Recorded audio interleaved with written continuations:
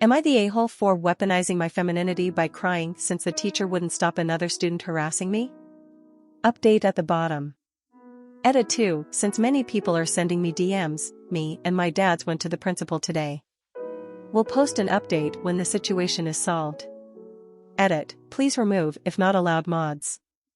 I'm talking to my dads today and will ask them to go to principal with me. The comments here made a little sacred about how wrong this could go and how bad was the situation. We'll post an update if things can be posted online. Also, I'm not in USA, even if this sound fake to you, here in South America things are really this bad guys. For a little backstory, I 15F lost my mom when I was 5, dad raised me alone until last year when my second dad, whom I call Papa, moved to our home. Now we are a happy family of 4 me, to Dad Sandog. I'm not ashamed of my family so I never hid it, I'm not really popular at school so I just really told my friends and it was all good. Until about 2 months ago a boy I'll call Duncan 15M found out. Duncan started simple with jokes like wow, which one of them is the mom? Which I promptly told the teacher, Mr. Smith, who was like he's just trying to understand, if you want people to understand you have to be patient. Duncan started to escalate with enjoy your time here, it'll get worse when your sinner family goes to hell and again I went to Mr. Smith who again was you can't be prejudiced with his religion, it's wrong in the Bible. He's is just trying to understand. In my country every class has only one responsible teacher so I couldn't go to another BTW. I have many examples but this paints the picture. After 2 months of that I realized that if I wanted him to stop I had to do it myself. So when he started with his homophobic shit at the cafeteria, I started to remember the saddest thing I could, all movies where the dog dies. All the sad romance movies. Mufasa's death. The Fox and the Hound. It didn't take long for the waterworks to come. I started to bawl. Ugly sobbing, while basically screaming at him asking why he said I would go to hell, why he hated me and my dad's. Just making a huge scene. Duncan started to stutter and plead, trying to make me go to class with him and talk to the teacher wonder why. I just cried louder and flinched when he tried to pull me away. The scene was so huge that we ended up at the principal's office. Ms. Yates listened to both sides and she was pissed at Mr. Smith. She let me tell the whole story even when Mr. Smith tried to interrupt me to defend Duncan. At the end, Duncan got a 5-day suspension and the principal told me to go directly to her if anything like that happens again. When we left the office, Mr. Smith stopped me and told me, I hope you're happy. You put a permanent mark on a good boy's record because you decided to weaponize your femininity instead of being a little understanding. He tried to make me apologize to Duncan, but I told him I would go right back to the principal's office if he did and he dropped it. Then later Duncan's friends started messaging me, accusing me of acting like Amber Heard and ruining a boy's life just because I can. I didn't tell my parents yet because they are always afraid I'll suffer because they choose to love each other and I'll not bring anything I can handle to worry them.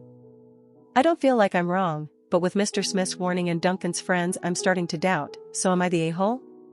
Final edit and update. Mods told me to update here, so the post is quite long, sorry. First, I'd like to thank you guys for opening my eyes to how bad the situation was and how it could get worse, and how I was hurting my dads by not letting them protect me like I want to protect them. Now to the update. Sunday I sat my dads down and told them everything. I was crying a bit in the end since while telling them I realized how heavy it felt to be carrying all this. Sunday was the first time I saw the angry side of Adam Will Justice and Amos and Sathenic Nehemiah say my language clash with English, not at me like, but at Mr. Smith. He saw red, but the first thing was reassure me I was not in trouble and would never be for fighting against bullies. Dad didn't talk much, he seemed so sad and shocked just holding my hand, but Adam talked more than I ever heard about his past. About bullying from teachers, students, church and even family. He told me about how cruel the world can be to who is different, how people will try to silence me and minimize my anger and my suffering and to never back down, that I will always have my family behind me. He thanked me for loving them so much that I was willing to fight for them, but told me I was the child here, his child that he never imagined he could have and that he would protect me. I didn't realize how much he loved me. I knew he liked me, he is my family, but I felt just as loved as when Dad tells me he loves me. It was a very nice and warm feeling. Adam and Dad went to school with me on Monday, straight to Ms. Yates' office, and told her everything, about the texts I had them on me WhatsApp, about Mr. Smith, and I explained the bullying in more details.